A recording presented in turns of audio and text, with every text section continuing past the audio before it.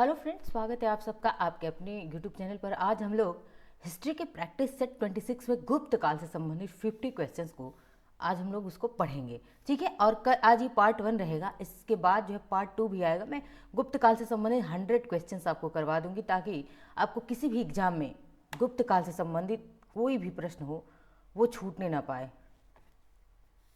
चलते हैं अपनी प्रश्नों की तरफ और देखते हैं आज के इंपॉर्टेंट क्वेश्चंस को। आज का हमारा पहला ही क्वेश्चन है, सबसे पहले देखते हैं, गुप्त साम्राज्य का संस्थापक किसे माना जाता है। और यह क्वेश्चन एसएससी सीजीएल 2015 में पूछा गया क्वेश्चन है कि गुप्त साम्राज्य का संस्थापक किसे माना जाता है। तो ऑप्शंस देखते हैं, चंद्रगुप्त द्वितीय, चंद्रगुप्त प्रथम, समुद्रगुप्त या श्रीगुप्त। तो ऑप्शन हमारा क्या सही होगा, डी सही होगा, श्रीगुप्त। देखिए यहाँ पे दो क्वेश्चन बनते हैं। गुप्त साम्राज्य का संस्थापक किसे माना जाता है, श्रीगुप्त को। लेकिन गुप्त साम्राज्य का वास्तविक संस्थापक जब पूछे तो वहाँ पे चंद्रगुप्त प्रथम लगाना पड़ेगा आप लोगों को। दोनों में अंतर समझिएगा प्रश्नों में, ठीक है। आगे दूसरे क्वेश्चन की तरफ बढ़ते हैं। दूसरा क्वेश्चन है, गुप्त किसके सामंत थे, यानी कि गुप्त जो थे, गुप्त वंश के शासक, वो किसके सामंत थे। LIC ADD में 2002 में ये क्वेश्चन पूछा गया है। तो किसके सामंत थे, तो वे कुषाणों के सामंत थे। ऑप्शन बी हमारा क्या है, राइट आंसर है। तीसरा प्रश्न है, गुप्त वंश ने किस अवधि में शासन किया। वेरी इंपॉर्टेंट क्वेश्चन है ये आप सबके लिए। कई बार देखिए SSC 2008 में भी पूछा, उसके अलावा भी कई एग्जाम में पूछा जा चुका है कि गुप्त वंश ने किस अवधि में शासन किया था। 319 से 500, 319 से 324, 325 से 375। ऑप्शन ए हमारा राइट आंसर होगा 319 से 500। कहीं कहीं 320 से लेकर के 500 दिया होगा, तो आप लोग कंफ्यूज नहीं होंगे, आप ये भी आप आंसर लगा सकते हैं, ठीक है। आगे बढ़ देखिए, आज जो है इनसे संबंधित कुछ इंपॉर्टेंट फैक्ट देखते हैं। देखिए गुप्त साम्राज्य के प्रमुख शासक कौन कौन से थे ये देख लेते हैं।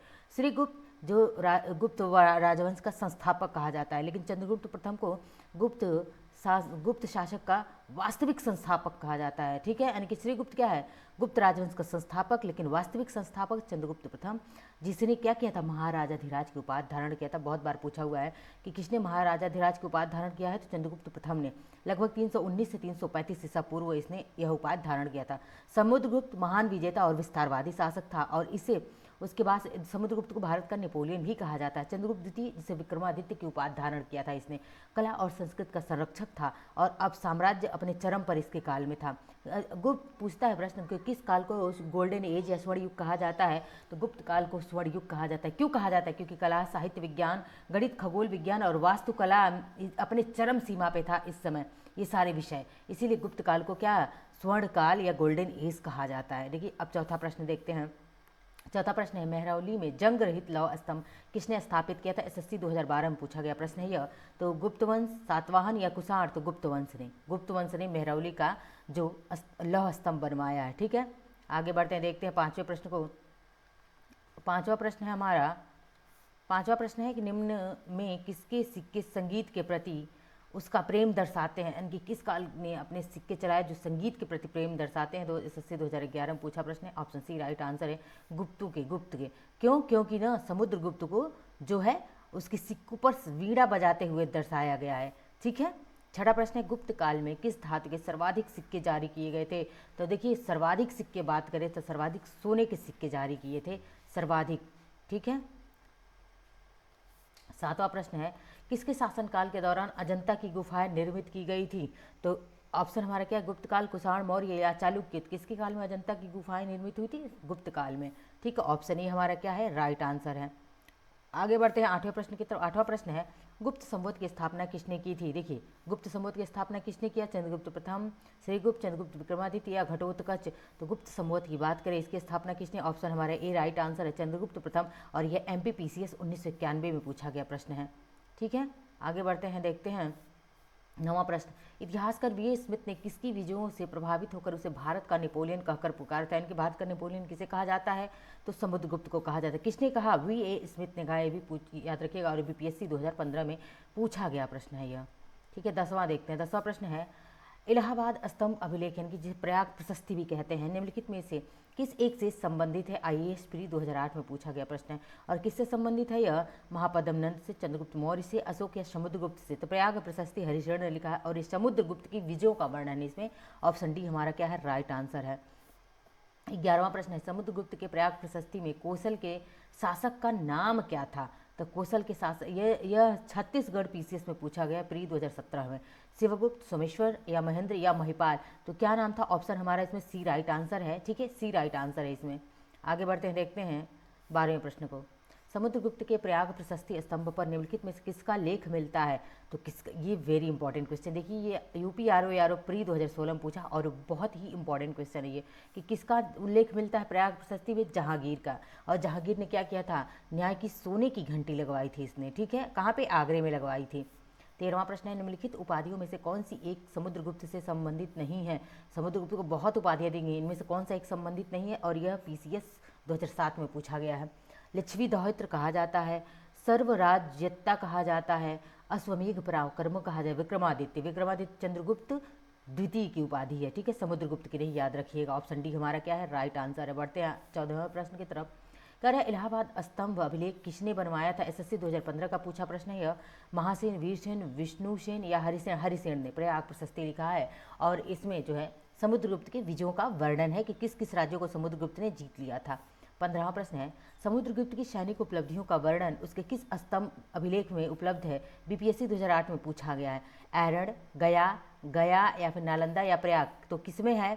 कहाँ पे लिखा गया है? तो प्रयाग प्रशस्ति। ठीक है, कहाँ? प्रयाग का अभिलेख, प्रयाग प्रशस्ति, हमेशा याद रखिएगा।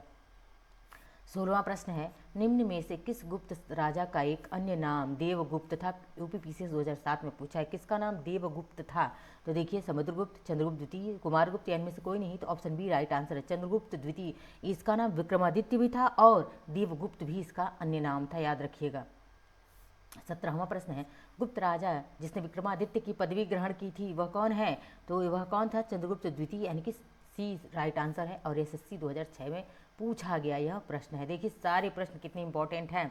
18वां प्रश्न है, मेहरौली के लौह स्तंभ में किस शासक का नाम है? एमपीपीसीएस 2004 में पूछा है, तो किसका नाम है यहाँ पे? अशोक, समुद्रगुप्त, चंद्रगुप्त द्वितीय या फिर हर्ष और गुप्तोत्तर काल का? तो चंद्रगुप्त द्वितीय, जिसे विक्रमादित्य या देवगुप्त भी कहा जाता था। 19वां प्रश्न है, मेहरौली दिल्ली स्थित लौह स्तंभ का निर्माण किस सदी में हुआ? और यह किस एनडीए 1988 में, यानी कि 1998 एनडीए के प्रश्न में पूछा हुआ है और ये चौथी शताब्दी थी। कौन सी? ऑप्शन ए हमारा राइट आंसर होगा, चौथी शताब्दी। 20वां प्रश्न है, रजत यानी कि चांदी के सिक्के जारी करने वाला प्रथम गुप्त शासक कौन था? यूपी यूडीए एलडीए 2010 में पूछा गया प्रश्न है यह। तो वो चांदी का सिक्का जारी करने वाला प्रथम गुप्त शासक कौन था? यह चंद्रगुप्त द्वितीय था। कौन? चंद्रगुप्त द्वितीय या चंद्रगुप्त विक्रमादित्य था। ठीक है। 21वां प्रश्न है, दिल्ली के कुव्वत उल इस्लाम मस्जिद के प्रांगण में उन्नत प्रसिद्ध लौह स्तंभ किसकी स्मृति में बनाया गया था? यूपी पीसीएस 2002 में पूछा, अशोक की स्मृति में बनाया गया था। ऑप्शन ए हमारा क्या है? राइट आंसर है। 22वां प्रश्न है, गुप्त नरेश चंद्रगुप्त द्वितीय की दूसरी राजधानी क्या थी? तो इस आरपीएससी 2008 में पूछा है कि चंद्रगुप्त द्वितीय की दूसरी राजधानी क्या थी?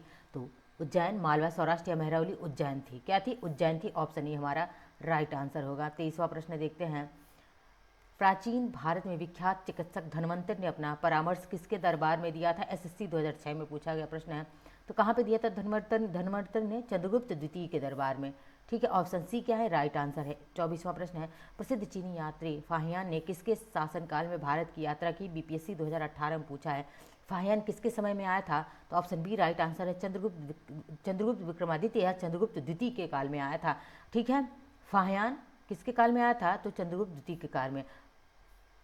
वेनसांग एक पूछता है, वेनसांग किसके दरबार में आया था? हर्षवर्धन के दरबार में आया था, ये भी याद रखिएगा। ठीक है, वेनसांग हर्ष के दरबार में आया था। 25वां प्रश्न है, नालंदा विश्वविद्यालय की स्थापना कब और किसके द्वारा हुई थी? तो ये बीपीएससी 2015 में पूछा गया है, कब हुई थी और किसके द्वारा की गई थी? ऑप्शन सी राइट आंसर है, 5वीं शताब्दी में कुमारगुप्त ने किया। गुप्त शासक कुमारगुप्त ने किया था। बहुत इंपॉर्टेंट है ये। देखिए ये है नालंदा विश्वविद्यालय और एक विरासत वर्ल्ड हेरिटेज साइट भी है। देखिए नालंदा विश्वविद्यालय की स्थापना 450 ईसा पूर्व में हुई थी। ठीक है, अब गुप्त सम्राट किसने? तो गुप्त सम्राट कुमारगुप्त ने नालंदा विश्वविद्यालय की स्थापना किया था। हर्षवर्धन और पाल शासकों ने इसको क्या संरक्षण दिया था नालंदा को। और 1193 में नालंदा विश्वविद्यालय में आक्रमण हुआ था। इसका प्रमाण बहुत जगह मिलता है। ठीक है, आगे बढ़ते हैं 26वें प्रश्न की तरफ। निम्न में से कौन सी निधि गुप्त सिक्कों की सबसे बड़ी निधि थी? यूपी पीसीएस 2010 में पूछा है। तो कौन सी है? ऑप्शन बी राइट आंसर है, बयाना निधि। देखिए प्रश्न सारे बहुत इंपॉर्टेंट है आप सबके लिए। 27वां प्रश्न है, किस अभिलेख से ज्ञात होता है कि स्कंद गुप्त ने हूणों को पराजित किया था? यूपी आर ओ में 2014 में पूछा प्रश्न है। तो कहाँ से मिलता है कि भीतरी स्तंभलेख। कौन सा स्तंभलेख? भीतरी स्तंभलेख। और हूणों ने गुप्तों को बहुत ही ज़्यादा परेशान किया हुआ था। ऑप्शन ए राइट आंसर है। देखिए 28वां प्रश्न है, कौन सा राजवंश हूणों के आक्रमण से अत्यंत विचलित हुआ? यूपी से 1998 में पूछा गया प्रश्न है। और ऑप्शन सी राइट आंसर है, गुप्त। गुप्त शासक जो हूणों से सबसे ज़्यादा परेशान थे। 29वां प्रश्न है, पर्णदत्त को किसने सौराष्ट्र का प्रांतपति बनाया था? यूपीपीसीएस 2009 में पूछा गया है। तो किसने बनाया था? चंद्रगुप्त मौर्य, रुद्रदामन या फिर चंद्रगुप्त द्वितीय? स्कंदगुप्त ने पर्णदत्त को सौराष्ट्र का प्रांतपति बनाया था। ऑप्शन डी हमारा क्या है? राइट आंसर है। 30वां प्रश्न है, तोरमाड़ किस जातीय दल का था? तो तोरमाड़ किस जातीय दल का था? आईएएस प्री 1995 में पूछा गया प्रश्न है। और यह किस हूण था? तोरमाड़ क्या था? एक हूण था। ऑप्शन बी क्या है? राइट आंसर है। 31वां प्रश्न है, गुप्त शासकों की दरबारी या सरकारी भाषा थी, क्या थी? एसएससी 2000 में पूछा गया प्रश्न है। तो गुप्त शासकों की दरबारी भाषा क्या थी? ऑप्शन डी राइट आंसर है, संस्कृत थी। क्या थी? संस्कृत थी। अब देखिए 32वां प्रश्न है, गुप्तकालीन शासन प्रणाली किस प्रकार की थी? सीडीएस 2008 में पूछा गया प्रश्न, कैसी थी? तो गुप्त राजतंत्रात्मक थी। कैसी? लोकतंत्र नहीं था, राजा का तंत्र था, राजतंत्रात्मक। ऑप्शन ए क्या है? राइट आंसर है। 33वां प्रश्न है, गुप्त काल में राज्य की आमदनी का मुख्य स्रोत क्या था? एमपीपीसीएस 2006 में पूछा गया प्रश्न है। और यह जो है गुप्त काल में आय का स्रोत क्या था? भूमिकर, टैक्स। ये तो है कि गुप्त काल में टैक्स सबसे ज़्यादा लगाए गए थे। ठीक है। 34वां प्रश्न है, कला के किस क्षेत्र में गुप्त काल में असाधारण उन्नति हुई थी? तो किस क्षेत्र में? ऑप्शन सी राइट आंसर है, चित्रकला के क्षेत्र में असाधारण उन्नति हुई थी। गुप्त काल को जो है गोल्डन एज कहा जाता है, याद रखिएगा, स्वर्णकाल कहा जाता है। एमपीपीसीएस 2006 में पूछा गया प्रश्न है। 35वां प्रश्न है, निम्न में से कौन सी साहित्यिक रचना शास्त्रीय संस्कृत साहित्य से संबंधित है? तो एसएससी 2005 में, देखिए एसएससी भी कैसे कैसे प्रश्न पूछता है, आप सबके समक्ष हाजिर है। तो कौन सा है? मेघदूतम। कौन सा है? मेघदूतम। 36वां प्रश्न है, गुप्तकालीन पुस्तक नवनीतकम का संबंध किससे है? तो नवनीतकम का संबंध चिकित्सा से। किससे है? चिकित्सा से है। 37वां प्रश्न है, गुप्त काल में वाराहमिहिर ने प्रसिद्ध पुस्तक बृहत संहिता की रचना की, यह किस विषय पर आधारित है? बहुत इंपॉर्टेंट है। सबसे पहले कि वाराहमिहिर की रचना क्या है? तो बृहत संहिता है। किस काल में थे ये वाराहमिहिर? गुप्त काल में थे। और ये किससे संबंधित है? बृहत संहिता खगोल विज्ञान से संबंधित है। सीडीएस 2013 में ये पूछा गया प्रश्न है। 38वां प्रश्न, निम्नलिखित में से कौन गुप्त काल में अपनी आयुर्विज्ञान विषयक रचना के लिए जाना जाता है? यूपीपीसीएस 2002 में पूछा गया है। तो कौन जाना जाता है आयुर्विज्ञान के लिए? सुश्रुत। कौन है? सुश्रुत जाने जाते हैं। ऑप्शन डी क्या है? राइट आंसर है। 39वां प्रश्न है, लीलावती के लेखक थे? यूपीजीआईसी 2017 में पूछा गया प्रश्न है। ठीक है, जीआईसी लेक्चरर की जो वैकेंसी आई थी उसमें यह प्रश्न पूछा गया है। लीलावती के लेखक कौन है? लीलावती के लेखक कौन है? भास्कराचार्य है। कौन है? भास्कराचार्य हैं। और लीलावती पुस्तक किससे संबंधित है? गणित की पुस्तक है लीलावती, याद रखिएगा। ऑप्शन सी राइट आंसर है। 40वां प्रश्न, इनमें से कौन गुप्त काल में औषधि के क्षेत्र में अपने कार्य के लिए जाने जाते हैं? बीपीएससी प्री 2019 में पूछा हुआ है। सुश्रुत। कौन जाने जाते हैं? सुश्रुत जाने जाते हैं। ऑप्शन ए राइट आंसर है। 41वां प्रश्न, गुप्त काल में निम्नलिखित संस्कृत नाटकों में स्त्री एवं शूद्र बोलते थे? आईएएस प्री 1995 में बोला गया। कौन सी भाषा? प्राकृत भाषा बोलते, संस्कृत नहीं बोलते थे बल्कि प्राकृत भाषा बोलते थे। 42वां प्रश्न है, निम्नलिखित में से किस काल में स्त्रियों की पुरुषों से बराबरी थी? यूपीपीसीएस प्री 1994 में पूछा, यानी कि स्त्री पुरुष दोनों बराबर थे। किस काल में? तो गुप्त काल में भी थे, मौर्य काल और चोल, इन सब में स्त्री पुरुष क्या थे? बराबर थे, कोई भेदभाव नहीं था स्त्री पुरुष में। ऑप्शन डी राइट आंसर है। 43वां प्रश्न है, रेशम बुनकरों की श्रेणी की जानकारी निम्नलिखित किस अभिलेख से मिलती है? एमपीपीएससी 2020 में लेटेस्ट 20 में पूछा गया प्रश्न है यह। तो कौन सा है? दसपुर शिलालेख है। ऑप्शन ए हमारा क्या है? राइट आंसर है। 44वां प्रश्न है, भारतीय यात्रा में फाहियान ने एक अस्पताल का उल्लेख किया है, यह कहाँ पर स्थित था? तो यह अस्पताल पाटलिपुत्र में, यानी कि पटना में, पाटलिपुत्र में है। और यह छत्तीसगढ़ पीसीपीएससी 2019 में पूछा गया प्रश्न है। 45वां प्रश्न है, गुप्त स्वर्ण मुद्रा को कहा जाता था? यूपी आरओ मेंस 2017 का क्वेश्चन है यह। तो क्या कहा जाता था? दिनार कहा जाता था। ठीक है, ऑप्शन बी क्या है? राइट आंसर है, ऑप्शन बी। 46वां प्रश्न है, गुप्तकालीन रजत मुद्राओं को नाम दिया गया था? यूपीपीएससी यह 2002 में पूछा गया है कि रजत मुद्राएं जो रूपक कहलाती थी, रजत मतलब चांदी की जो मुद्राएं थी, रजत का मतलब क्या हो गया चांदी, और चांदी की जो मुद्राएं थी उसे क्या कहते थे, रूपक कहते थे। 47वां प्रश्न है, निम्नलिखित में से किस गुप्त शासक ने सर्वप्रथम सिक्के जारी किए थे। सबसे पहले सिक्के जारी यूपीपीसीएस ये 2011 में सबसे पहले चंद्रगुप्त प्रथम ने सिक्के जारी किए थे।